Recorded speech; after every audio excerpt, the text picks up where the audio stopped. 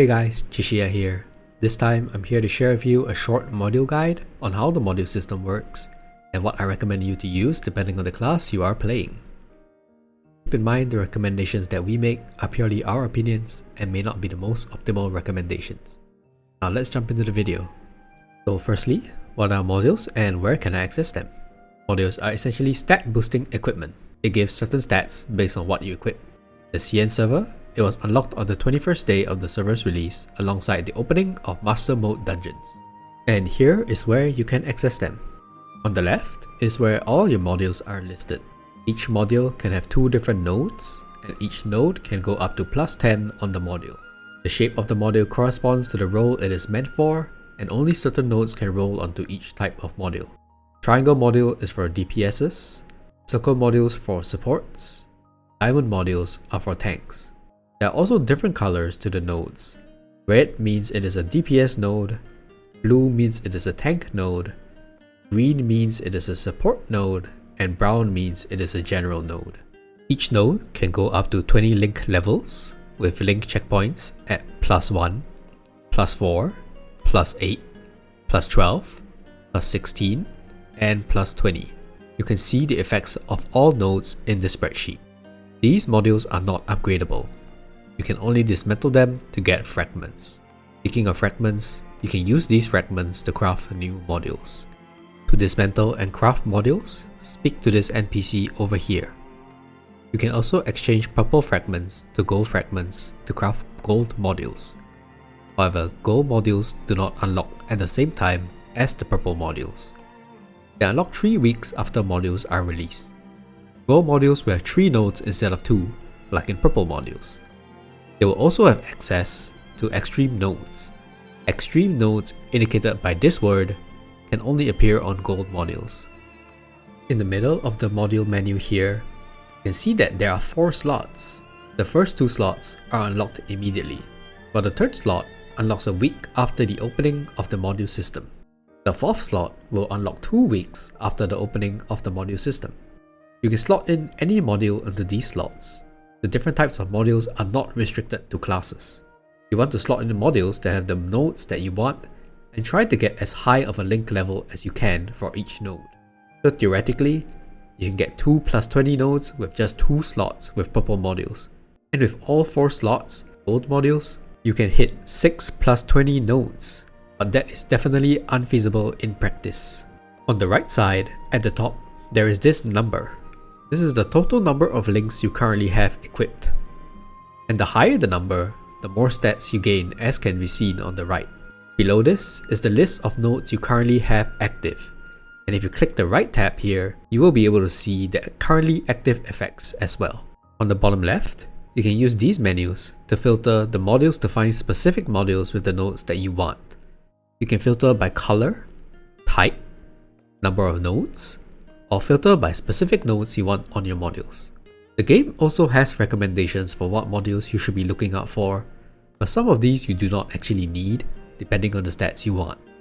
So now that we have explained everything in the module menu and how modules work, today's special guest, Bidoof, will now be recommending what nodes to use for each DPS class, whereas I will be recommending what nodes to use for each support and tank class. Once again, these recommendations are purely our opinion, so it might not be the most optimal recommendation. Also, before we move on to the recommendations, any mentions of extreme nodes are optimal but not necessary to look for, as they can only appear on gold modules. Without further ado, let's jump right into the recommendations. Bidoof, take it away. Hey guys, this is Bidoof2D. Special thanks to Chi for having me on here for this segment of the video. I'm happy to give my recommendation on what modules to build on DPS classes. Now to quickly start, I will first talk about my main, which is the Stormblade. Oh, and let me add that there are 2 subclasses for every class in Star Residence, and I will be covering module recommendations for each and every subclass. I will also be saying the modules in order of most important to least important for each class. Now then, with the Stormblade's Iaido slash path, we should be going for Elite Strike first, then Special Attack Damage Bonus, Extreme Life Fluctuations, Agility Blessing, and finally, Critical Focus. Elite Strike is amazing as a module and should always be the module to build first on any DPS class. Most of your damage comes from EI slash, so special attack is prioritized next. At later content, extreme life fluctuations become strong at endgame as it'll boost crit rate, resulting in more damage and consistency with our rotation.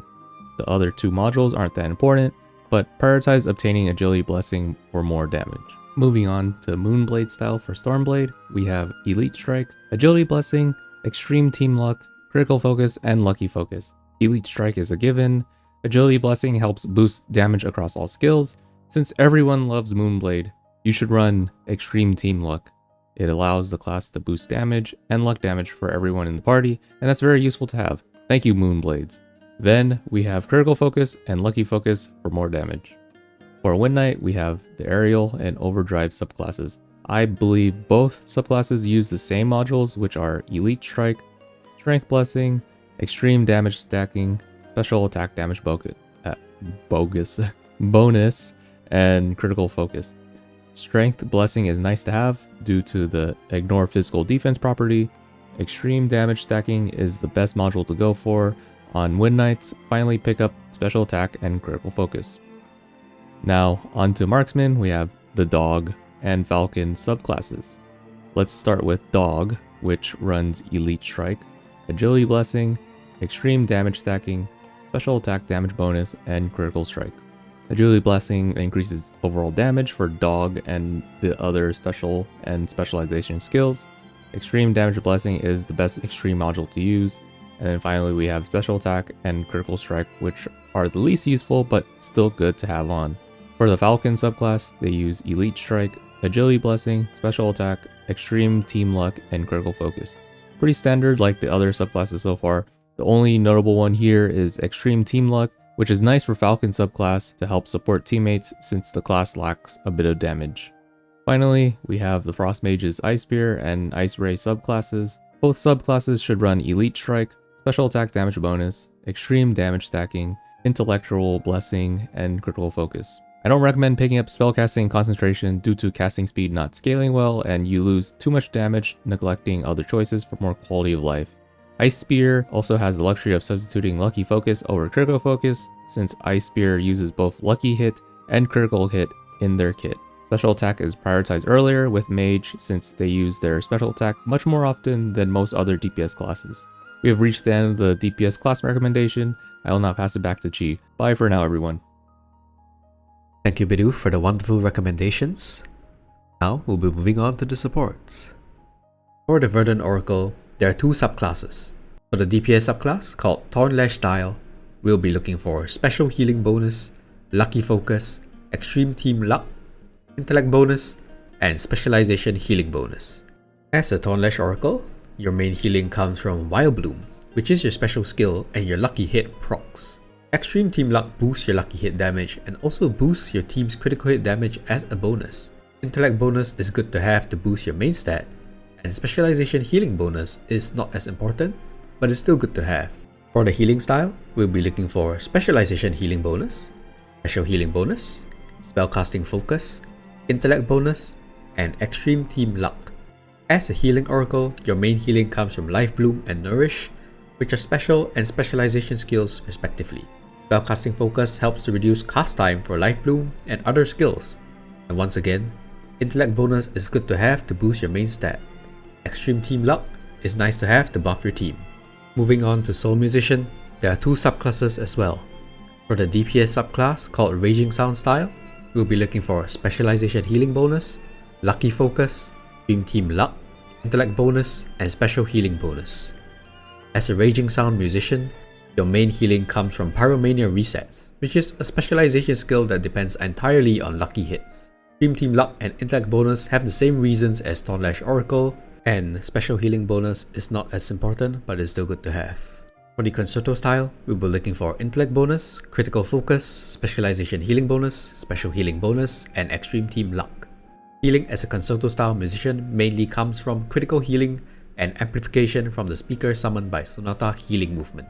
Intellect Bonus is very important as it will increase the value of buffs you provide to your team, and both healing bonuses are also important as your healing comes from every single skill type. Extreme Team Luck is once again nice to have to buff your team. Lastly, we have the tanks. For both tanks, all 4 styles will want to look for Physical Resist, Magic Resist, Extreme Despair Guard, Strength Bonus, and Extreme Life Drain. The resistances are good to have for survivability, and Despair Guard gives damage reduction while your health is low. Strength Bonus is nice to have as a main stat booster, and Extreme Life Drain is nice to have as well to apply Lifesteal to your skills for extra survivability. One extra thing you might want to look out for is Spellcasting Focus. It might be nice to have in place of Extreme Life Drain for casting speed. That is all I have for the module guide. If I missed out anything or if you have any questions, do let me know in the comments and I'll answer them as best as I can. Or you can tune in and ask questions when I stream on Twitch, link in the description below. Hopefully, this guide will be helpful for the global audience playing in the CN server or the upcoming global beta and the global release. Class guides are currently in the works as well, so do let me know what kinds of other guides you guys want to see. Thank you for watching and see you next time. Bye bye!